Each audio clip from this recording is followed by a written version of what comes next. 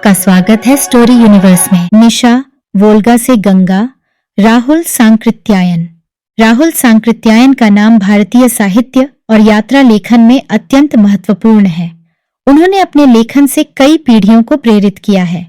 इस कहानी में, जो हमें लगभग 6000 साल पूर्व के यूरोपीय वोल्गा नदी के तट पर ले जाती है, राहुल सांकृत्यायन ने मानवता की प्राचीन जड़ों को जीवंत किया है। क्या आपने कभी सोचा है कि हजारों साल पहले की दुनिया कैसी रही होगी, जब बर्फ से ढकी धरती पर जीवन की नीरवता और भालुओं के शिकार का संघर्ष चलता था, जब एक माँ अपने परिवार के लिए हर खतरे से लड़ती थी और अपने बच्चों की भूख मिटाने के लिए भालुओं से टकरा जाती थी? क्या होगा जब वही माँ अपनी ही बेटी के खिलाफ साजिश रचेगी? इस कहानी में आपको मिलेगा एक रोमांचक सफर, जिसमें प्रकृति की क्रूरता और मानव मन की जटिलताएं एक दूसरे से टकराती हैं। तो चलिए शुरू करते हैं। Hike for theme 1। निशा। देश वोल्गा तट, ऊपरी। जाति हिंदी यूरोपीय। काल 6000 ईसा पूर्व। 1। दोपहर का समय है। आज कितने ही दिनों के बाद सूर्य का दर्शन हुआ। यद्यपि इस 5 घंटे के दिन में उसके तेज में तीक्ष्णता नहीं है, तो भी बादल, बर्फ, कोहरे और झंझा से रहित इस समय चारों ओर फैलती सूर्य की किरणें देखने में मनोहर और स्पर्श से मन में आनंद का संचार करती हैं। चारों ओर का दृश्य सघन नील नभ के नीचे पृथ्वी कर्पूर सी श्वेत हिम से आच्छादित है। 24 घंटे से हिमपात न होने के कारण दानेदार होते हुए भी हिम कठोर हो गया है। यह हिमवसना धरती दिगंत व्याप्त नहीं है, बल्कि यह उत्तर से दक्षिण की ओर कुछ मील लंबी रुपहली टेढ़ी मेढ़ी रेखा की भांति चली गई है, जिसके दोनों किनारों की पहाड़ियों पर काली वन पंक्ति है। आइए इस वन पंक्ति को कुछ समीप से देखें। उसमें 2 तरह के वृक्ष ही अधिक हैं, एक श्वेत बलकलधारी किंतु आजकल निष्पत्र भुर्ज भोजपत्र, और दूसरे अत्यंत सरल उक्तुंग, समकोण पर शाखाओं को फैलाए अतिहरित या कृष्ण रहित सुई से पत्ती वाले देवदारू। वृक्षों का कितना ही भाग हिम से ढका हुआ है। उनकी शाखाओं और स्कंधों पर जहां तहां रुकी हुई बर्फ उन्हें कृष्ण श्वेत बना आंखों को अपनी ओर खींचती है। और भयावनी नीरवता का चारों ओर अखंड राज्य है। कहीं से न झिल्ली की झंकार आती है, न पक्षियों का कलरव, न किसी पशु का ही शब्द। आओ पहाड़ी के सर्वोच्च स्थान के देवदारू पर चढ़कर चारों ओर देखें। शायद वहां बर्फ, धरती, देवदारू के अतिरिक्त भी कुछ दिखाई पड़े। क्या यहाँ बड़े बड़े वृक्ष ही उगते हैं? क्या इस भूमि में छोटे पौधों, घासों के लिए स्थान नहीं है? लेकिन इसके बारे में हम कोई राय नहीं दे सकते। हम जाड़े के 2 भागों को पार कर अंतिम भाग में हैं। जिस बर्फ में ये वृक्ष गड़े हुए से हैं, वह कितनी मोटी है, इसे नापने का हमारे पास कोई साधन नहीं है। हो सकता है वह 8 हाथ या उससे भी अधिक मोटी हो। अब की साल बर्फ ज्यादा पड़ रही है, यह शिकायत सभी को है। देवदारू के ऊपर से क्या दिखलाई पड़ता है? वही बर्फ, वही वन पंक्ति, वही ऊंची नीची पहाड़ी भूमि। हाँ, पहाड़ी की दूसरी ओर एक जगह धुआं उठ रहा है। इस प्राणी शब्द शून्य अरण्यानी में धूम का उठना कौतूहलजनक है। चलो वहां चलकर अपने कौतूहल को मिटाएं। धुआं बहुत दूर था, किंतु स्वच्छ निर्भर आकाश में वह हमें बहुत समीप मालूम होता था। चलकर अब हम उसके नजदीक पहुंच गए हैं। हमारी नाक में आग में पड़ी हुई चर्बी तथा मांस की गंध आ रही है, और अब तो शब्द भी सुनाई दे रहे हैं। ये छोटे बच्चों के शब्द हैं। हमें चुपचाप पैरों तथा सांस की भी आहट न देकर चलना होगा, नहीं तो वे जान जाएंगे, और फिर न जाने किस तरह का स्वागत वे खुद या उनके कुत्ते करेंगे। हाँ, सचमुच ही छोटे छोटे बच्चे हैं। इनमें सबसे बड़ा 8 साल से अधिक का नहीं है, और छोटा तो 1 वर्ष का है। आधे दर्जन लड़के और एक घर में। घर नहीं, यह स्वाभाविक पर्वत गुहा है, जिसके पार्श्व और पिछले भाग अंधकार में कहां तक चले गए हैं, इसे हम नहीं देख रहे हैं और न देखने की कोशिश करनी चाहिए। और सयाने आदमी, एक बुढ़िया जिसके सन जैसे धूमिल श्वेत केश उलझे तथा जटाओं के रूप में इस तरह बिखरे हुए हैं कि उसका मुंह उनमें ढका हुआ है। अभी बुढ़िया ने हाथ से अपने केश को हटाया। उसकी भौहें भी सफेद हैं, श्वेत चेहरे पर झुर्रियां पड़ी हुई हैं। जो जान पड़ती हैं सभी मुंह के भीतर से निकल रही हैं। गुहा के भीतर आग का धुआं और गर्मी भी है, खासकर जहां बच्चे और हमारी दादी हैं। दादी के शरीर पर कोई वस्त्र नहीं, कोई आवरण नहीं। उसके दोनों सूखे से हाथ पैरों के पास धरती पर पड़े हुए हैं। उसकी आंखें भीतर घुसी हैं और हल्के नीले रंग की पुतलियां निस्तेज शून्य सी हैं, किंतु बीच बीच में उनमें तेज उछल जाता है, जिससे जान पड़ता है कि उनकी ज्योति बिल्कुल चली नहीं गई है। कान तो बिल्कुल चौकन्ने मालूम होते हैं। दादी लड़कों की आवाज को अच्छी तरह सुन रही जान पड़ती है। अभी एक बच्चा चिल्लाया, उसकी आंख इधर घूमी। बरस 1.5 बरस के 2 बच्चे हैं, जिनमें एक लड़का और एक लड़की, कद दोनों के बराबर हैं। दोनों के केश जरा सा पीलापन लिए सफेद हैं, बुढ़िया की भांति, किंतु ज्यादा चमकीले, ज्यादा सजीव। उनका शरीर पीवर पुष्ट, अरुण गौर, उनकी आंखें विशाल, पुतलियां घनी नीली। लड़का चिल्ला रो रहा है, लड़की खड़ी एक छोटी हड्डी को मुंह में डाले चूस रही है। दादी ने बुढ़ापे के कंपित स्वर में कहा, अगिन आ यहाँ आ, अगिन दादी यहाँ। अगिन उठ नहीं रहा था। उस समय एक 8 बरस के लड़के ने आकर उसे गोद में ले दादी के पास पहुंचाया। इस लड़के के केश भी छोटे बच्चे के से ही पांडु श्वेत हैं, किंतु वे अधिक लंबे हैं, उनमें अधिक लटें पड़ी हुई हैं। उसके आपाद नग्न शरीर का वर्ण भी वैसा ही गौर है, किंतु वह उतना तीव्र नहीं है और उसमें जगह जगह काली मैल लिपटी हुई है। बड़े लड़के ने छोटे बच्चे को दादी के पास खड़ा कर कहा, दादी, रोचना ने हड्डी छीनी। अगिन रोता। लड़का चला गया। दादी ने अपने सूखे हाथों से अगिन को उठाया। वह अब भी रो रहा था। उसके आंसुओं की बहती धारा ने उसके मैले कपोलों पर मोटी अरुण रेखा खींच दी थी। दादी ने अगिन के मुंह को चूम पुचकार कर कहा, अगिन मत रो, रोचना को मारती हूं। और एक हाथ को नंगी किंतु वर्षों के चर्बी से सिक्त फर्श पर पटका। अगिन का ऊ ऊ अब भी बंद न था और न बंद थे आंसू। दादी ने अपनी मैली हथेली से आंसुओं को पोंछते हुए अगिन के कपोलों की अरुण पंक्ति को काला बना दिया। फिर रोते अगिन को बहलाने के लिए सूखे चमड़े के भीतर झलकती हुई ठठरियों के बीच कुम्हड़े की सूखी बेतियां की भांति लटकते चर्ममय स्तनों को लगा दिया। अगिन ने स्तन को मुंह में डाला। उसने रोना बंद कर दिया। उसी समय बाहर से बातचीत की आवाज आने लगी। उसने शुष्क स्तन से मुंह खींचकर ऊपर झांका। किसी की मीठी सुरीली आवाज आई, अगिन। अगिन फिर रो उठा। 2 जनियों स्त्रियों ने सिर पर लादे लकड़ी के गट्ठर को एक कोने में पटका। फिर एक रोचना के पास और दूसरी अगिन के पास भाग गई। अगिन ने और रोते हुए मां मां कहा। मां ने दाहिने हाथ को स्वतंत्र रखते हुए दाहिने स्तन के ऊपर साए के कौटे से गूंथे सफेद बैल के सरोम चमड़े को खोलकर नीचे रखा। जाड़े की भोजन कृच्छ्रता के कारण उसके तरुण शरीर पर मांस कम रह गया था, तो भी उसमें असाधारण सौंदर्य था। उसके लाल मैल छोटे कपोल की अरुण श्वेत छवि, ललाट को बचाते बिखरे हुए लट विहीन पांडु श्वेत केश, अल्प मांसल पृथुल वक्ष पर गोल गोल श्यामल मुख स्तन, अनुदर कृशकटी, पुष्ट मध्यम परिमाण नितंब, पेशीपूर्ण बर्त्रिल जंघा, श्रमधावन परिचित हलाकार पेंडुली। उस अष्टादशी तरुणी ने अगिन को दोनों हाथों में उठाकर उसके मुख, आंख और कपोल को चूमा। अगिन रोना भूल चुका था।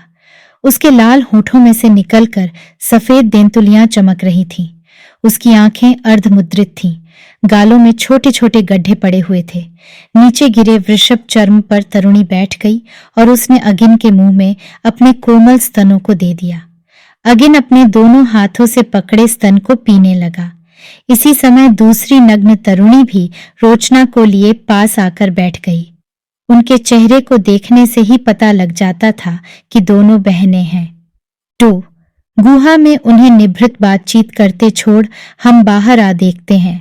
बर्फ पर चमड़े से ढंके बहुत से पैर एक दिशा की ओर जा रहे हैं। चलो उन्हें पकड़े हुए जल्दी जल्दी चलें। अभी वह पदपंक्ति तिरछी हो पार वाली पहाड़ी के जंगल में पहुंची। हम तेजी से दौड़ते हुए बढ़ते जा रहे हैं, किंतु ताजी पदपंक्ति खत्म होने को नहीं आ रही है। हम कभी श्वेत हिमक क्षेत्र में चलते हैं, कभी जंगलों में ही पहाड़ी की रीढ़ को पार कर दूसरे हिमक क्षेत्र, दूसरे पार्वत्य वन को लांघते हुए बढ़ते हैं। आखिर नीचे की ओर से एक वृक्षहीन पहाड़ी की रीढ़ पर हमारी नजर पड़ी। वहां नीचे से उठती श्वेत हिमराशि नील नभ से मिल रही है और उस नील नभ में अपने को अंकित करती हुई कितनी ही मानव मूर्तियां पर्वत पृष्ठ की आड़ में लुप्त हो रही हैं। उनके पीछे नीला आकाश न होता तो निश्चय ही हम उन्हें न देख पाते। उनके शरीर पर हिम जैसा श्वेत वृष चर्म है। उनके हाथों में हथियार भी सफेद रंग से रंगे मालूम होते हैं। फिर महान श्वेत हिमक्षेत्र में उनकी हिलती डुलती मूर्तियों को भी कैसे पहचाना जा सकता है? और पास जाकर देखें, सबसे आगे सुपुष्ट शरीर की एक स्त्री है। आयु 40 और 50 के बीच होगी। उसकी खुली दाहिनी भुजा को देखने से ही पता लगता है कि वह बहुत बलिष्ठ स्त्री है। उसके केश, चेहरे, अंग प्रत्यंग गुहा की पूर्वोक्त दोनों तरुणियों के समान किंतु बड़े आकार के हैं। उसके बाएं हाथ में 3 हाथ लंबी भुज की मोटी नोकदार लकड़ी है।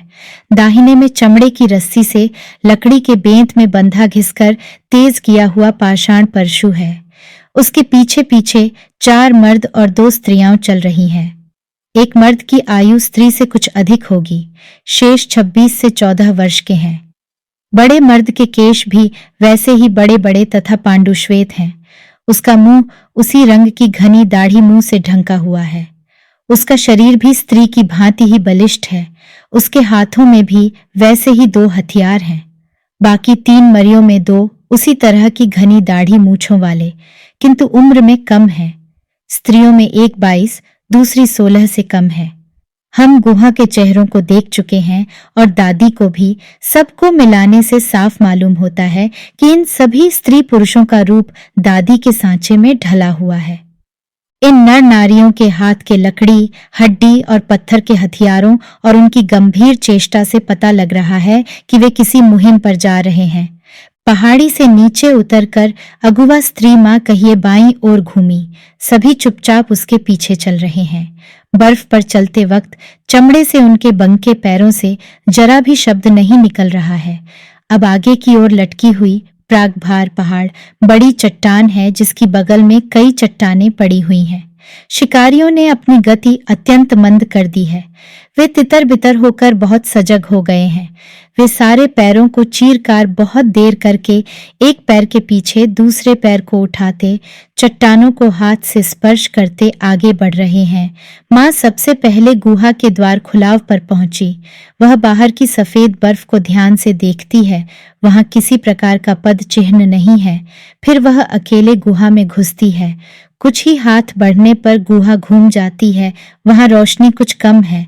थोड़ी देर ठहर कर वह अपनी आंखों को अभ्यस्त बनाती है, फिर आगे बढ़ती है। वहां देखती है 3 भूरे भालू माँ बाप बच्चा मुंह नीचे किए धरती पर सोए या मरे पड़े हैं। उनमें जीवन का कोई चिन्ह नहीं दिख पड़ता। माँ धीरे से लौट आई। परिवार उसके खिले चेहरे को ही देखकर भाव समझ गया। माँ अंगूठे से कानी अंगुली को दबाकर 3 अंगुलियों को फैलाकर दिखाती है। माँ के बाद 2 मर्द हथियारों को संभाले आगे बढ़ते हैं। दूसरे सौस रोके वहीं खड़े प्रतीक्षा करते हैं। भीतर जाकर माँ भालू के पास जाकर खड़ी होती है, बड़ा पुरुष भालूनी के पास और दूसरा बच्चे के पास। फिर वे अपने नोकदार डंडे को एक साथ ऐसे जोर से मारते हैं कि वह कोख में घुसकर कलेजे में पहुंच जाता है। कोई हिलता डोलता नहीं। जाड़े की 6 मासी निद्रा के टूटने में अभी महीने से अधिक की देर है, किंतु माँ और परिवार को इसका क्या पता। उन्हें तो सतर्क रहकर ही काम करना होगा।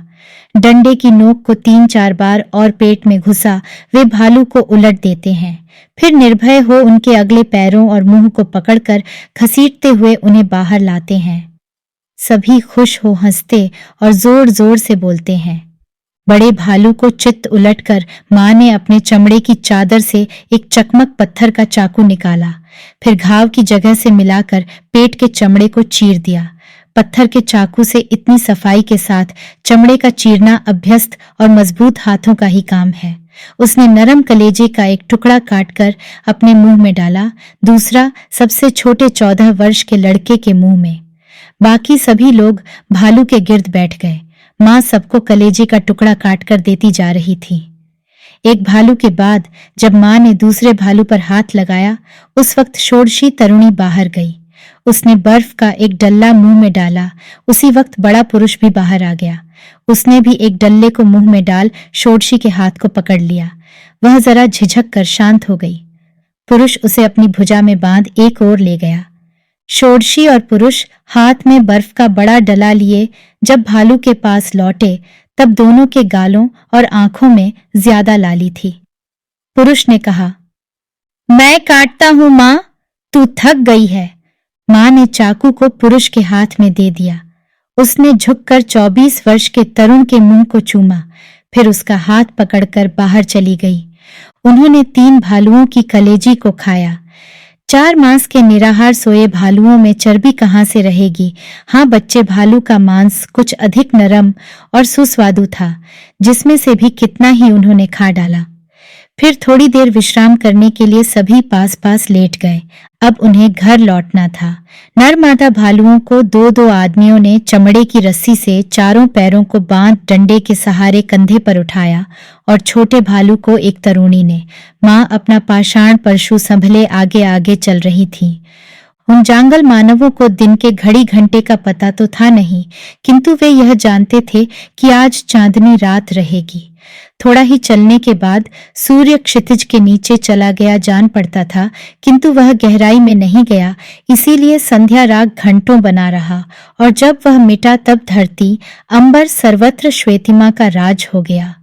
अभी घर गुहा दूर थी, जबकि खुली जगह में एक जगह माँ एकाएक खड़ी हो कान लगाकर कुछ सुनने लगी। सब लोग चुपचाप खड़े हो गए। षोडशी ने 26 से तरुण के पास जाकर कहा, गुर्र गुर्र वृक वृक भेड़िया। माँ ने भी ऊपर नीचे सिर हिलाते हुए कहा, गुर्र गुर्र वृक बहुत वृक। फिर उत्तेजनापूर्ण स्वर में कहा, तैयार। शिकार जमीन पर रख दिया गया और सब अपने अपने हथियारों को संभाले एक दूसरे से पीठे सटाकर चारों ओर मुंह किए खड़े हो गए। बात की बात में 7-8 भेड़ियों के झुंड की लपलपाती जीभें दिखलाई देने लगीं और वे गुर्राते हुए पास आ उनके चारों ओर चक्कर काटने लगे। मानवों के हाथ में लकड़ी के भाले और पाषाण परशु देख वे हमला करने में हिचकिचा रहे थे। इसी समय लड़के ने, जो घेरे के बीच में था, अपने डंडे में बंधी एक लकड़ी निकालकर कमर से बंधी चमड़े की पतली रस्सी को चढ़ा कमान तैयार की।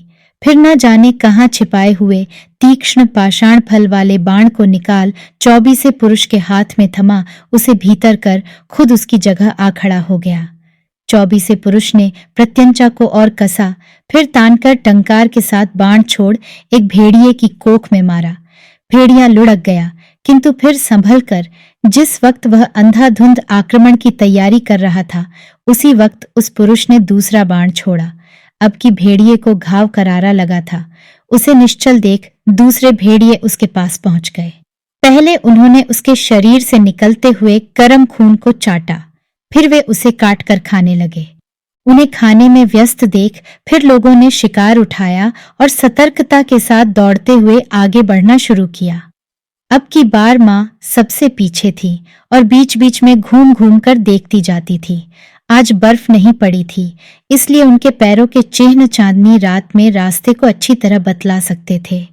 गुहा आध मील से कम दूर रह गई होगी कि भेड़ियों का झुंड फिर पहुंच गया। उन्होंने शिकार को फिर जमीन पर रख हथियारों को संभाला। अब की धनुर्धर ने कई बाण चलाए, किंतु वह क्षण भर भी एक जगह न ठहरने वाले भेड़ियों का कुछ न कर सका। कितनी ही देर के पैंतरेबाजी के बाद 4 भेड़िए एक षोडशी तरुणी के ऊपर टूट पड़े। बगल में खड़ी मां ने अपना भाला एक भेड़िए के पेट में घुसा जमीन पर पटक दिया, किंतु बाकी 3 ने षोडशी की जांघ में चोट कर गिरा दिया और बात की बात में उसका पेट चीर कर अंतड़ियां बाहर निकाल दी।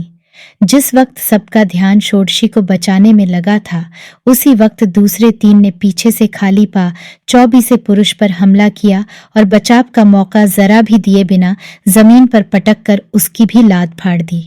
जब तक लोग उधर ध्यान दें, तब तक षोडशी को वह 25 हाथ दूर घसीट ले गए थे। मां ने देखा 24 पुरुष अधमरे भेड़िए के पास दम तोड़ रहा है।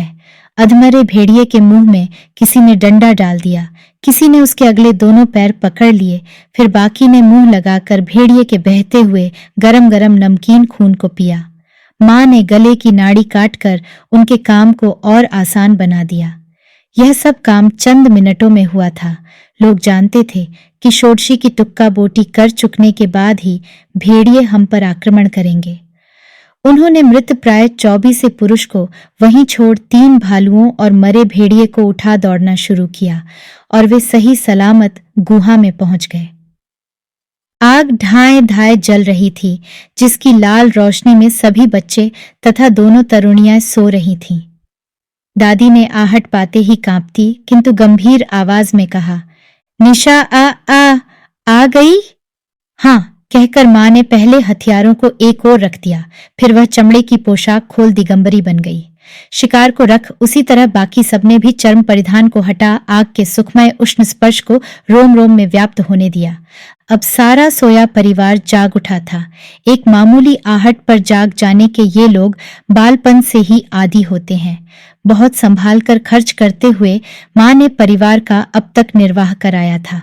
हिरण, खरगोश, गाय, भेड़, बकरी, घोड़े के शिकार जाड़ा शुरू होने से पहले ही बंद हो जाते हैं, क्योंकि उसी वक्त वे दक्षिण के गर्म प्रदेश की ओर निकल जाते हैं। मां के परिवार को भी कुछ और दक्षिण जाना चाहिए था, किंतु षोडशी उसी वक्त बीमार पड़ गई।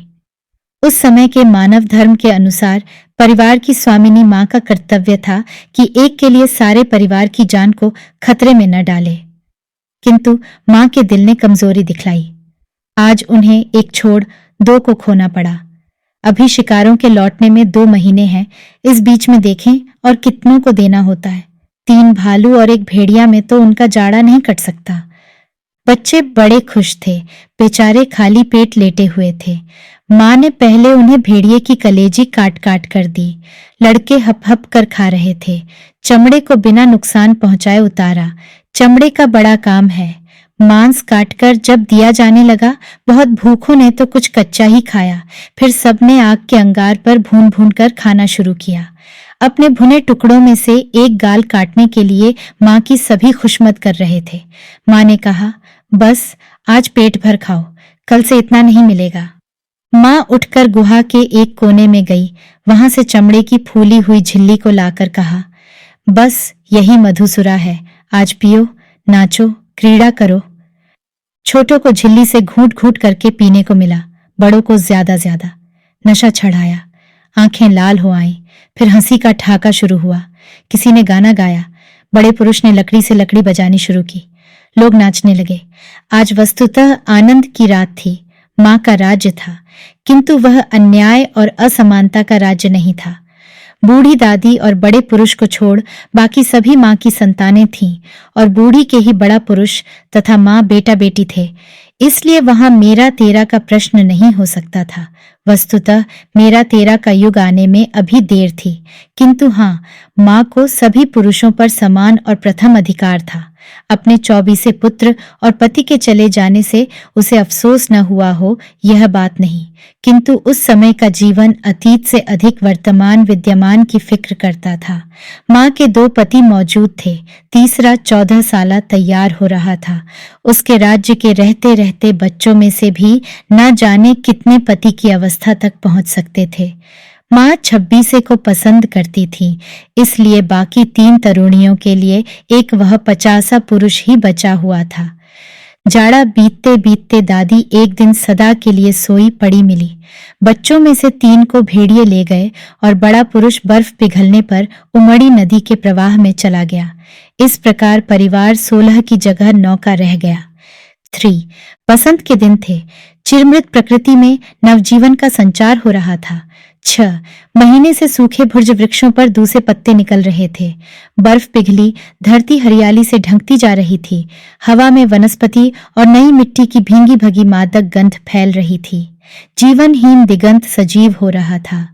कहीं वृक्षों पर पक्षी नाना भांति के मधुर शब्द सुना रहे थे, कहीं झिल्ली अनवरत शोर मचा रही थी, कहीं हिमद्रवित प्रवाहों के किनारे बैठे हजारों जल पक्षी कृमिभक्षण में लगे हुए थे, कहीं कलहंस प्रणय क्रीड़ा कर रहे थे। अब इन हरे पार्वत्य वनों में कहीं झुंड के झुंड हिरण कूदते हुए चरते दिखलाई पड़ते थे, कहीं भेड़ें, कहीं बकरियां, कहीं बारहसिंगे, कहीं गायें, और कहीं इनकी घात में लगे हुए चीते दुबक कर बैठे हुए थे, और कहीं भेड़िए। जाधे के लिए अवरुद्ध नदी के प्रवाह की भांति एक जगह रुक गए। मानव परिवार भी अब प्रवाहित होने लगे थे। अपने हथियारों, अपने चमड़ों तथा अपने बच्चों को लादे गृह अग्नि को संभाले अब वे खुली जगहों में जा रहे थे। दिन बीतने के साथ पशु वनस्पतियों की भांति उनके भी शुष्क चर्म के नीचे मांस और चर्बी के मोटे स्तर जमते जा रहे थे। कभी उनके लंबे केश वाले बड़े बड़े कुत्ते भेड़ या बकरी पकड़ते, कभी वे स्वयं जाल, बाण या लकड़ी के भाले से किसी जंतु को मारते। नदियों में भी मछलियां थीं, और इस वोल्गा के ऊपरी भाग के निवासियों के जाल आजकल कभी खाली बाहर नहीं आते थे। रात में अब भी सर्दी थी, किंतु दिन गर्म था, और निशा परिवार, माँ का नाम निशा, आजकल कई दूसरे परिवारों के साथ वोल्गा के तट पर पड़ा हुआ था।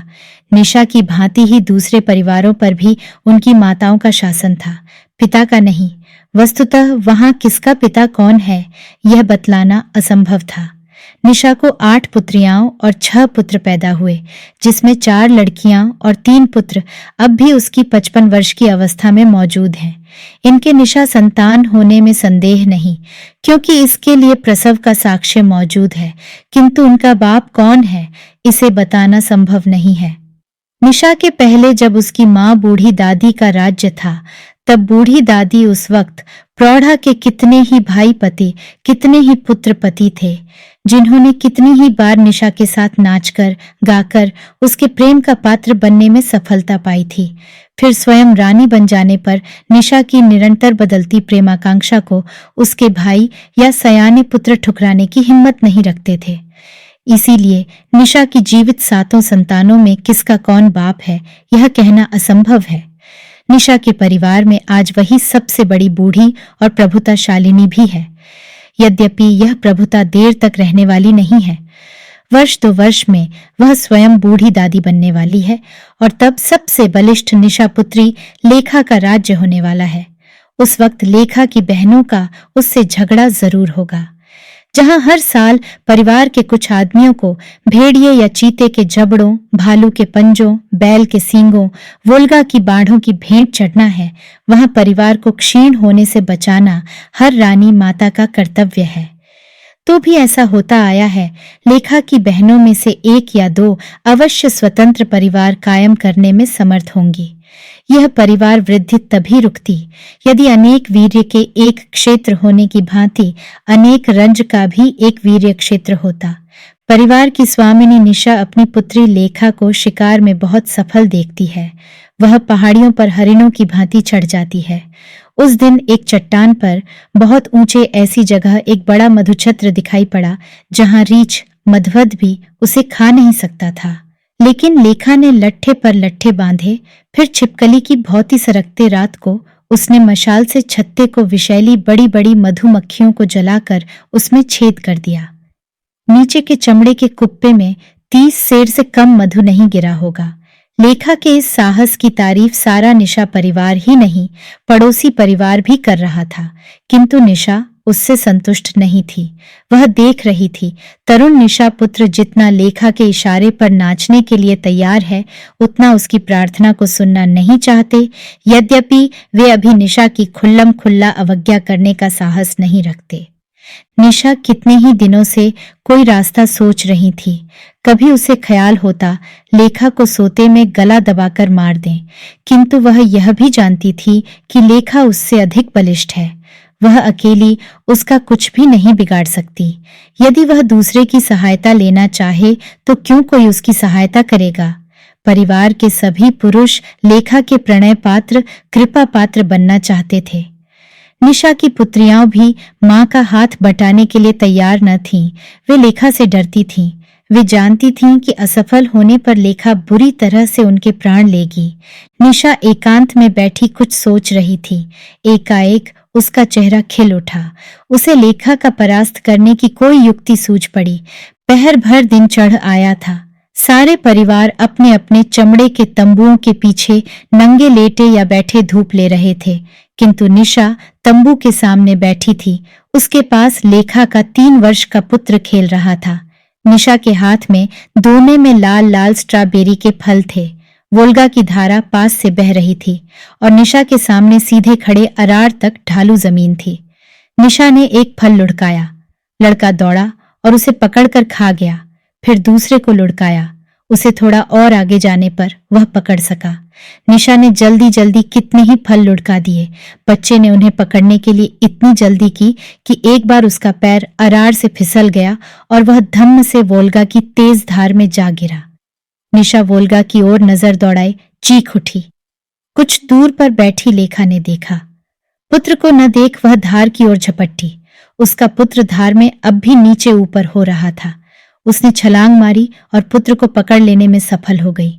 बहुत पानी पी जाने से बच्चा शिथिल हो गया था। वोल्गा का बर्फीला जल शरीर में कांटे की तरह चुभ रहा था। लेखा को धार काटकर किनारे की ओर बढ़ना मुश्किल था। उसके एक हाथ में बच्चा था, दूसरे हाथ और पैरों से वह तैरने की कोशिश कर रही थी। उसी वक्त अपने गले को उसने किसी के मजबूत हाथों में फंसा देखा। लेखा को अब समझने में देर न लगी। वह देर से निशा की बदली हुई मनोवृत्ति को देख रही थी। आज निशा अपने राह के इस कांटे लेखा को निकालना चाहती है। लेखा अब भी निशा को अपना बल दिखला सकती थी, किंतु उसके हाथ में बच्चा था। निशा ने लेखा को जोर लगाते देख अपनी छाती को उसके सिर पर रख दिया। लेखा एक बार डूब गई। छटपटाने में उसका बच्चा हाथ से छूट गया। अब भी निशा ने उसे बेकाबू कर रखा था। एकाएक उसका हाथ निशा के गले में पड़ गया। लेखा बेहोश थी और निशा उसके बोझ के साथ तैरने में असमर्थ। उसने कुछ कोशिश की, किंतु बेकार। दोनों एक साथ वोल्गा की भेंट हुई। परिवार की बलिष्ठ स्त्री रोचना निशा परिवार की स्वामिनी बनी। आज से 361 पीढ़ी पहले की कथा है। उस वक्त हिंद, ईरान और यूरोप की सारी जातियां एक कबीले के रूप में थीं। मानवता का आरंभिक काल था।